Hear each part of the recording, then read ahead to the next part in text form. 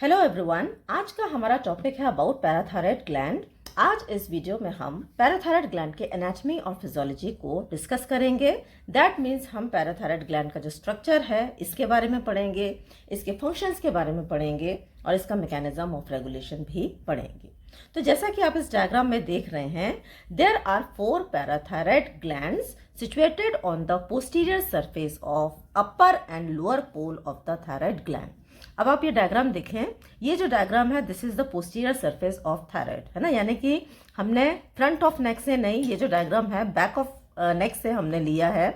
Posterior aspect पे अगर हम देखते हैं तो this is the thyroid gland, बीच में ये ट्रकिया है, ठीक है। तो थायराइड ग्लैंड का ये वाला अपर पोल है, ये वाला लोअर पोल है। These are the upper pole and these are the lower pole. तो ये जो ग्लैंड्स हैं that is parathyroid, they are present 2 on the upper pole and 2 on the lower pole. कहाँ पे? On the posterior surface of the thyroid. Okay, तो यहाँ पे 2 superior gland हो गई, यानी कि ये वाली जो ग्लैंड्स हैं ये 2 सुपीरियर पैराथायराइड ग्लैंड हो गई। And then there are 2 inferior gland, that means these glands are the inferior parathyroid gland, ठीक है। अब अगर हम इसका साइज देखें तो ये बहुत छोटी सी ग्लैंड होती है, जैसा कि आपको डायग्राम में दिख ही रहा होगा। मटर के दाने के बराबर इसके साइज होता है। It is very small. 6 millimetre इसकी लेंथ होती है, 3 मिलीमीटर वाइड होती है और 2 मिलीमीटर थिक होती है।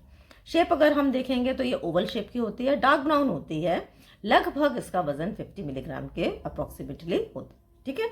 अब एक बात जो कि इस ग्लैंड में को दूसरी ग्लैंड से सेपरेट करती है, अलग करती है, वो है pituitary gland has no control over this gland, है ना। हमने पढ़ा है एंडोक्राइन ग्लैंड्स के बारे में। जो हमारी पिट्यूटरी ग्लैंड है ये मास्टर ग्लैंड होती है एक्सक्यूज मी, जो कि हमारी दूसरी ग्लैंड्स को कंट्रोल करती है ना। लेकिन ये एक ऐसी ग्लैंड है जो कि पिट्यूटरी ग्लैंड के इन्फ्लुएंस में नहीं रहती है, इसलिए इसको हम थोड़ा सा अदर ग्लैंड से हम इसको डिमार्केट कर सकते हैं, ठीक है। अब अगर हम इसके सेल्स को देखें तो यहाँ पे बेसिकली 2 तरीके के सेल्स पैराथायराइड ग्लैंड में पाए जाते हैं। पहला है चीफ सेल्स, दूसरा है ऑक्सीफिल सेल्स। चीफ सेल सिक्रीट करते हैं पैराथायराइड हार्मोन, जिसको हम पैराथार्मोन भी बोलते हैं, which is protein in nature, ठीक है। तो पैराथायराइड ग्लैंड से सिर्फ एक हार्मोन सिक्रीट होता है, दैट इज पैराथार्मोन और पैराथायराइड हार्मोन। अब जो ऑक्सीफिल सेल्स हैं ये डीजेनरेटेड चीफ सेल्स होते हैं, यानी कि सिनाइल चीफ सेल्स होते हैं, ठीक है, जो ओल्ड हो जाते हैं और धीरे से डीजेनरेट हो जाते हैं, उनको हम बोलते हैं ऑक्सीफिल सेल्स। तो जो पैराथार्मोन है ये कौन सिक्रीट करता है? It is secreted by the chief cells, है ना। तो ये पॉइंट हमको ध्यान रखना है, ठीक है। ब्लड सप्लाई अगर हम देखेंगे तो जो आर्टेरियल सप्लाई है that is by the inferior thyroid artery, और जो वीनस ड्रेनेज है इसका that is by the superior middle and inferior thyroid veins, ठीक है। अब हम आते हैं इसके फंक्शंस पे। तो ये जो ग्लैंड है इसके 2 मेन इंपॉर्टेंट फंक्शन हैं। पहला फंक्शन है it maintain the blood calcium level. Calcium का जो लेवल है ब्लड के अंदर कितना होना चाहिए ये मेंटेन करती है हमारी पैराथायराइड ग्लैंड, है ना। और करती क्या है basically? It increases the blood calcium level, यानी कि कैल्शियम का जो लेवल है इसको ये क्या करती है? कैल्शियम लेवल को ये बढ़ाने का काम करती है इन द ब्लड, ठीक है। दूसरी तरफ ये क्या काम करती है? It maintain phosphate level by decreasing the blood phosphate level, है ना। तो जो ब्लड फॉस्फेट लेवल है दैट इज, इसको ये ब्लड के अंदर कम करने का काम करती है ना। तो ये 2 इंपॉर्टेंट फंक्शंस हैं जो कि पैराथायराइड ग्लैंड के होते हैं। कैल्शियम लेवल को ब्लड में बढ़ाएगी लेकिन फॉस्फेट लेवल को ब्लड में कम करेगी। अब यहाँ पे जो बात ध्यान रखनी है वो ये है कि ब्लड कैल्शियम लेवल को अकेला पैराथार्मोन रेगुलेट नहीं करता। इसके अलावा देयर आर 2 अदर फैक्टर्स जो कि ब्लड कैल्शियम लेवल को रेगुलेट करते हैं, और वो कौन कौन से हैं? तो let us study about them, है ना। तो एक तो हो गया पैराथार्मोन जो कि पैराथायराइड ग्लैंड से सिक्रीट हुआ।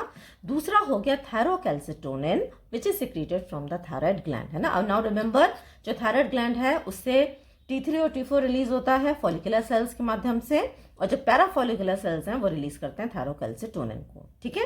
और जो तीसरा फैक्टर है that is vitamin D3 which is synthesised by the body in the presence of sunlight, है ना। तो सनलाइट से ये फॉर्म होता है विटामिन डी, डाइट से भी विटामिन D3 हम ले सकते हैं जिसको हम कॉलीकैल्सिफेरॉल कहते हैं। ये तीनों फैक्टर्स रेगुलेट करते हैं कैल्शियम लेवल को, है ना। अब ये कैसे रेगुलेट करते हैं तो थोड़ा सा हमको यहाँ पे बोन के बारे में स्टडी करना पड़ेगा, क्योंकि जो पैराथार्मोन है इसका 3 जगह पे एक्शन है। पहला एक्शन है इसका बोन पे, दूसरा एक्शन है इसका किडनी पे और तीसरा एक्शन है इसका इंटेस्टाइन्स पे, है ना। तो तीनों पे ये एक्ट करके एक्चुअली में ये ब्लड कैल्शियम लेवल को बढ़ाने का काम करता है। तो थोड़ा सा हम बोन्स के बारे में पढ़ेंगे। तो देखें, जो बोन्स हैं हमारी, इसमें मेनली 3 तरीके के सेल्स प्रेजेंट होते हैं। पहले हैं ऑस्टियोब्लास्ट, दूसरे हैं ऑस्टियोसाइट्स और तीसरे हैं ऑस्टियोक्लास्ट।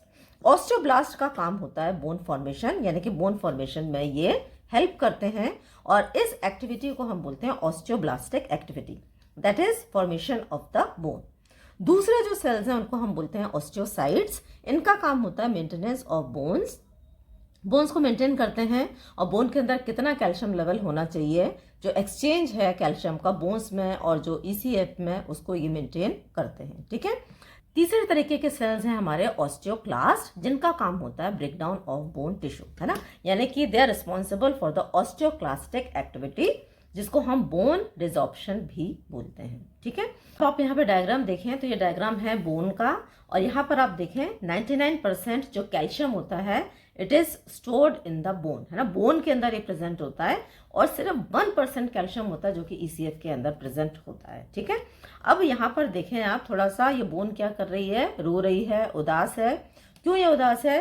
क्योंकि जो पैराथार्मोन है इसका काम होता है बोन से कैल्शियम को ये निकाल कर it takes out in the blood, है ना। तो कहने का मतलब क्या है, इसको सिर्फ ये चिंता रहती है कि ब्लड के अंदर कितना कैल्शियम लेवल है, it is not worried about the bone. अगर ब्लड के अंदर कैल्शियम लेवल कम होगा तो ये बोन से एक तरीके से कैल्शियम को ले लेगी and it will transfer it into the blood, ठीक है। And that is why this bone is very sad, क्योंकि जो पैराथार्मोन है इसको बोन की चिंता नहीं है, इसको चिंता किसकी है कि ब्लड के अंदर जो कैल्शियम का लेवल है वो कम नहीं होना चाहिए, ठीक है। तो यहाँ पर अब आप देखें तो ये क्या कर रहा है, ये जो पैराथार्मोन है it increases the mobilisation of calcium from the bones by osteoclastic activity, है ना। अब रिमेंबर यहाँ पे 99% जो कैल्शियम है ये कहाँ प्रेजेंट होता है, बोन के अंदर प्रेजेंट होता है। तो ये जो पैराथार्मोन है क्या करता है, ये बोन से कैल्शियम को मोबिलाइज करता है इनटू द ब्लड, ठीक है, by osteoclastic activity. Osteoclastic activity का मतलब क्या होता है, break down of bone tissue, ठीक है। अब यहाँ पर एक चीज हमको और समझनी है, दूसरा हमारा जो हार्मोन था दैट वाज थायरोकैल्सिटोनिन।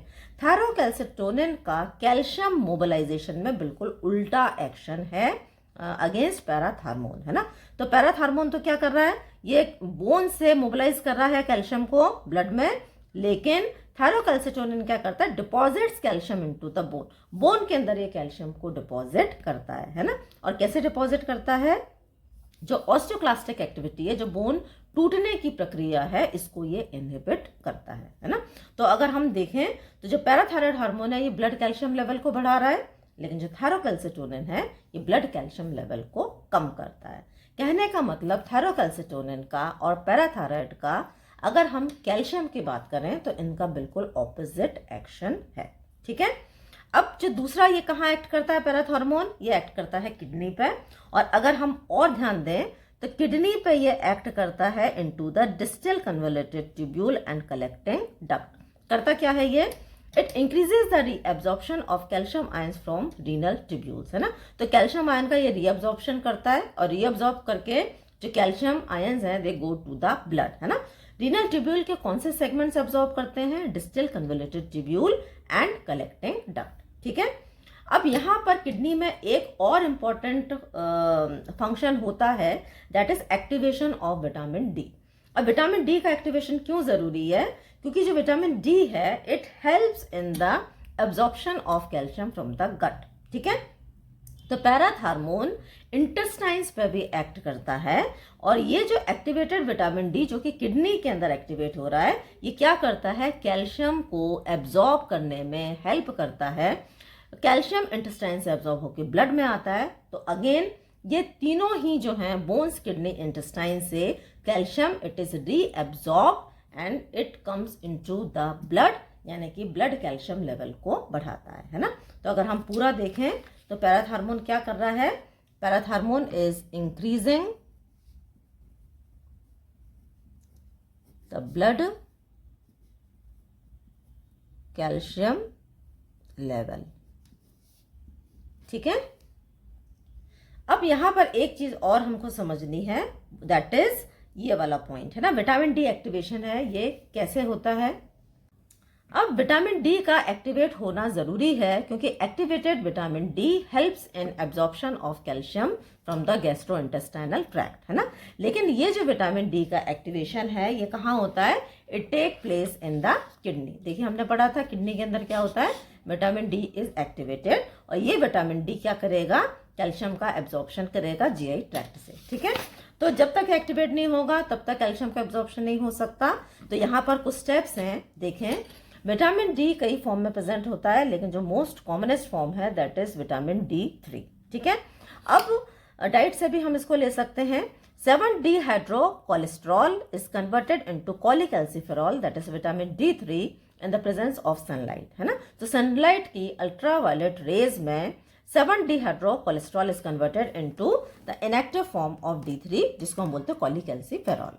अब ये जो कॉलीकैल्सिफेरॉल है it goes to the liver, और लिवर में ये कन्वर्ट होता है 25 हाइड्रोक्सी कॉलीकैल्सिफेरॉल। ठीक है, अब ये जो है किडनी में आता है, और किडनी में पैराथार्मोन की प्रेजेंस में पैराथार्मोन हेल्प करता है and it is converted into 1,2,5 dihydroxy cholecalciferol which is the active form of vitamin D3, है ना। तो अभी हम यहाँ पे जो पढ़ रहे थे, ये जो विटामिन डी इज एक्टिवेटेड, तो विटामिन डी अब किस में कन्वर्ट हो गया है, it is converted into 125 dihydroxy cholecalciferol. ठीक है, अब इंटेस्टाइन में आएगा, और इंटेस्टाइन में आकर ये बेसिकली क्या करता है, कैल्शियम को एब्जॉर्ब करने में ये हेल्प करता है। ठीक है, अब जब हम इतनी बात कैल्शियम की कर रहे हैं, तो calcium is a very important mineral जो कि हमारे बॉडी में पाया जाता है।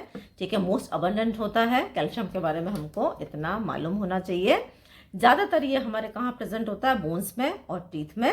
नॉर्मल वैल्यू अगर हम इसकी देखें तो 9 से लेके 11 मिलीग्राम पर डेसीलीटर होती है, और इसके कुछ इंपॉर्टेंट फंक्शंस हैं। ठीक है, जैसे कि बोन और टीथ फॉर्मेशन में ये बहुत इंपॉर्टेंट रोल प्ले करता है, न्यूरोनल एक्टिविटी में, स्केलेटल मसल्स की एक्टिविटी में, कार्डियक एक्टिविटी में, सेल डिवीजन और ग्रोथ में, और जो कोएगुलेशन होता है, कोएगुलेशन में भी जो कैल्शियम का बड़ा इंपॉर्टेंट रोल है। ठीक है, ना रेगुलेशन ऑफ पैराथार्मोन सिक्रीशन, है ना। कौन कौन से फैक्टर्स हैं जो कि पैराथार्मोन हार्मोन को सिक्रीट करने में हेल्प करते हैं।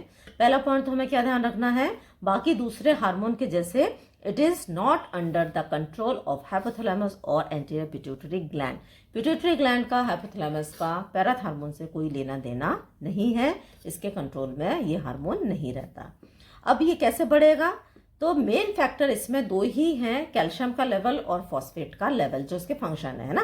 कैल्शियम लेवल को मेंटेन करता है, फॉस्फेट लेवल को मेंटेन करता है। यही दो ऐसे मुख्य कारण हैं जिनकी वजह से पैराथार्मोन का सिक्रीशन रेगुलेट होता है। तो क्या है यहाँ पे देखते हैं अपन, जब भी ब्लड का कैल्शियम बढ़ेगा तो पैराथार्मोन का सिक्रीशन कम होगा। ठीक है, और जब भी ब्लड के अंदर कैल्शियम की कमी होगी तो पैराथार्मोन का लेवल बढ़ जाएगा, क्योंकि पैराथार्मोन को सिर्फ एक ही चीज से मतलब है, पैराथार्मोन को सिर्फ इस चीज से मतलब है कि ब्लड के अंदर कैल्शियम का लेवल बढ़ना चाहिए, है ना।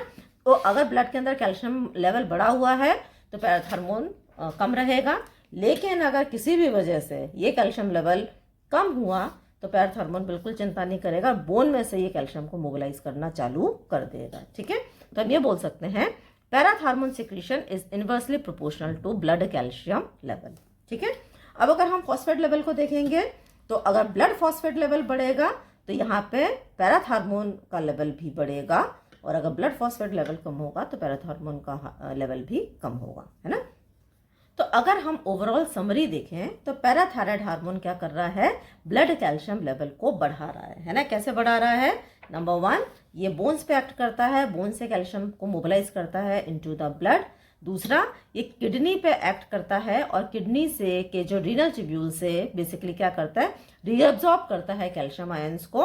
तीसरा ये इंटेस्टाइन्स पे एक्ट करता है, इंटेस्टाइन्स को भी क्या करता है, ये एब्जॉर्ब करता है कैल्शियम को फ्रॉम द इंटेस्टाइन्स, है ना। तो ओवरऑल ये ब्लड कैल्शियम लेवल को बढ़ा रहा है। रीनल ट्यूब्यूल्स के कौन से सेगमेंट करते हैं, DCT एंड कलेक्टिंग डक्ट। दूसरी तरफ ये ब्लड फॉस्फेट लेवल को कम करता है, बाय पीसीटी, है ना। तो जो पैराथायराइड हार्मोन है ये सिक्रीट करता है फॉस्फेट को in the proximal convoluted tubule और ब्लड फॉस्फेट लेवल को ये कम करता है। कैल्सिटोनिन को हम देखेंगे तो इसका ऑपोजिट एक्शन है in terms of blood calcium level. तो यहाँ पे ये बढ़ा रहा है तो कैल्सिटोनिन कम करेगा, लेकिन अगर आप ध्यान दें तो पैराथायराइड हार्मोन भी ब्लड फॉस्फेट लेवल को कम करता है और जो कैल्सिटोनिन है ये भी ब्लड फॉस्फेट लेवल को कम करता है। ये बात हमको ध्यान रखनी है ना। अब अगर 1,2,5 डाइहाइड्रोक्सीकॉलीकैल्सिफेरॉल के बारे में हम बात करें तो ये ब्लड कैल्शियम लेवल को बढ़ाता है और दूसरा ये ब्लड फॉस्फेट लेवल को भी बढ़ाता है, यानी कि दोनों कैल्शियम और फॉस्फेट लेवल को ये ब्लड में बढ़ाता है ना। तो ये था हमारा आज का video. I hope you have understood this topic. अगर आपको वीडियो समझ आया है तो वीडियो को लाइक करें, चैनल को सब्सक्राइब करें। Thanks for watching.